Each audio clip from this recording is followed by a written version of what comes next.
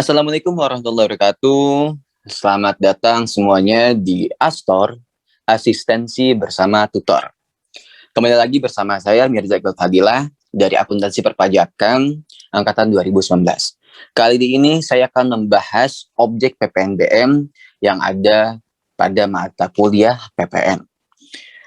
Baik, tanpa berlama-lama lagi, kita langsung saja ke inti pembahasannya. Sebelum kita membahas tentang objek PPNBM, teman-teman harus tahu dulu apa sih itu PPNBM. Jadi, saya akan jelaskan secara dasarnya, yaitu pajak penjualan atas barang mewah atau PPNBM adalah pajak yang dikenakan atas barang kena pajak atau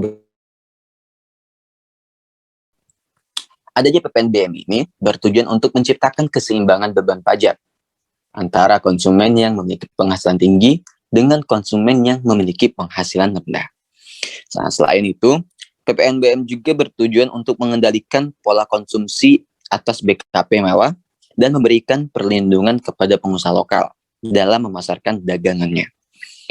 Pemungutan PPNBM hanya dilakukan sekali saja, yaitu pada saat penyerahan BKP oleh produsen atau pabrikan ke konsumen dan pada saat impor BKP tergolong mewah tersebut. Bila dilihat dari tarifnya sendiri, tarif PPNBM itu tergantung dari golongan lebih besar ketimbangan PPN. Jadi tarif PPNBM tergolong lebih besar ketimbang PPN. Nah, jika PPN memiliki tarif sebesar 10% atau yang terbaru ini adalah 11%, berbeda dengan PPNBM yang tarifnya diatur berdasarkan jenis BKP mewah sesuai peraturan dan undang-undang yang berlaku. Nah, so next. Nah, selanjutnya adalah karakteristik dari PPNBM. Jadi sebelum kita mengkategorikan objek PPNBM, ada beberapa karakteristik yang bisa kita gunakan dan kita bisa ketahui apakah ini merupakan objek PPNBM atau bukan. Yang pertama, yaitu pengenaan PPNBM hanya terjadi satu kali saja pada waktu penyerahan barang kena pajak. Ya, tadi saya sudah sebutkan. Yang kedua, PPNBM tidak akan memperlakukan pengkreditan atas PPN-nya. Selanjutnya, tidak ada pajak masukan dalam PPNBM. Berbeda dengan PPN yang ada pajak masukannya. Dan yang terakhir, jika sudah melakukan penyerahan, maka penyerahan selanjutnya tidak akan dikenakan pajak penjualan atas barang mewah kembali. Jadi, pengenaan PPNBM bersifat hanya satu kali. Berbeda dengan PPN yang bisa berkali-kali. Selanjutnya kita akan langsung membahas ke inti pembahasan, itu objek dari PPNBM.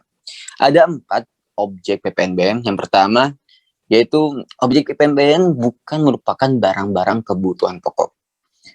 Jadi jelas ya di sini, kebutuhan pokok tidak akan dikenakan pajak PPNBM. Selanjutnya, objek PPNBM hanya dikonsumsi oleh orang-orang atau masyarakat tertentu. Ya, di sini jelas karena barang-barang yang bersifat mewah pasti hanya beberapa golongan masyarakat tertentu yang bisa mengkonsumsinya. Yang ketiga, objek PPNBM umumnya hanya dikonsumsi oleh orang-orang yang memiliki penghasilan tinggi. Dan yang terakhir, objek PPNBM dikonsumsi demi status atau untuk menunjukkan status sosialnya. Ya, ini adalah 4 objek PPNBM yang bisa dikenakan pajak. Dan jika berdasarkan Undang-Undang Nomor 42 tahun 2009, berdasarkan apa yang telah diuraikan, maka tidak heran ya jika harga mobil atau harga motor itu tergolong mewah atau objek PPNBM ini ya memang tidak tanggung-tanggung biasanya menaikkan harga BKP yang akhirnya menjadi mahal. Contohnya ya, objek PPNBM ini yaitu kendaraan motor 2, yaitu motor Harley dari Amerika. Karena barang ini termasuk barang mewah, maka ini dikenakan pajak PPNBM. Dan juga ada juga kendaraan misalkan Ferrari ataupun Lamborghini dan lain sebagainya. Oke, next. Ya, selanjutnya kita akan membahas tentang tarif PPNBM. Jadi berdasarkan pasal 8 Undang-Undang Nomor 42 Tahun 2009, tarif PPNBM dikelompokkan menjadi dua, yaitu tarif PPNBM atas kendaraan bermotor dan tarif PPNBM atas non kendaraan bermotor. Setiap pengelompokan tarif PPNBM ini memiliki regulasi yang berbeda, tergantung dari jenis objek PPNBM-nya. Nah, secara keseluruhan, tarif PPNBM ditetapkan paling rendah sebesar 10% dan paling tinggi sebesar 200%. Namun, jika pengusaha melakukan aktivitas ekspor BKP tergolong mewah, maka akan dikenakan pajak dengan tarif 0%.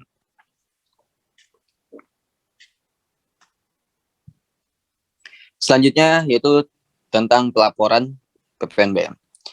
Dalam melaporkan PPNBM atas pembelian objek PPNBM, wajib pajak harus menggunakan formula SPT masa PPN 4 ya. Jadi apabila PPN yang 111 gitu. Jadi apabila transaksi jual beli antara BKP yang menjadi objek PPNBM, PPN dan PPN impor, maka dapat dilaporkan secara bersamaan. Pelaporan PPNBM ini harus dibuat paling lambat akhir bulan berikutnya setelah faktur dibuat.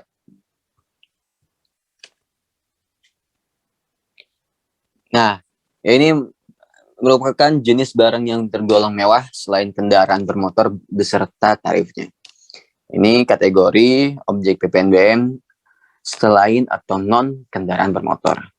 Jika kita lihat ya, ini ada contohnya jenis barang, yaitu kelompok hunian mewah yang berarti itu rumah mewah, apartemen, kondominium, townhouse, dan sejenisnya dengan harga jual sebesar 30 miliar atau lebih, maka tarifnya akan dikenakan 20%. Lalu juga ada jenis barang kelompok balon udara, ada kelompok senjata api, ada kelompok pesawat udara selain yang tercantum, ya kan? Dan kecuali keperluan negara atau angkutan udara niaga. Dan yang paling tinggi yaitu kelompok kapal pesiar mewah. Tarifnya itu bisa sampai 75%. Dan ini adalah contoh ataupun uraian ya, tarif dari jenis kendaraan bermotor yang tergolong mewah. Nah, ini jenis barangnya, kendaraan bermotor angkutan orang untuk pengangkutan kurang dari 10 orang, termasuk pengemudi untuk semua kapasitas isi silinder sampai dengan 3000 cc, maka tarifnya akan dikenakan 15% sampai 40%. Hingga yang paling tinggi, ada beberapa kendaraan bermotor lainnya yang mewah bersifatnya ya, itu paling tinggi itu bisa dikenakan tarif 50% sampai dengan 95%. Jadi inilah uraian ataupun rincian tarif dari kategori objek PPNBM jenis kendaraan bermotor. Teman-teman bisa lihat sendiri. Nah, baik. Jadi kesimpulannya, teman-teman ya, objek PPNBM merupakan BKP yang tergolong mewah. Nah, lalu regulasi objek PPNBM itu diatur dalam Undang-Undang Nomor 42 Tahun 2009 tentang perubahan ketiga pajak pertambahan nilai barang dan jasa dan pajak penjualan atas barang mewah. Lalu tarif PPNBM terbagi menjadi dua kelompok, yakni tarif PPNBM kendaraan bermotor dan non kendaraan bermotor. Setiap kelompok tarif PPNBM atas objek PPNBM ini memiliki regulasi yang berbeda-beda. Dan yang terakhir, formulir yang digunakan dalam melakukan pelaporan PPNBM adalah formulir SPT masa PPN 111.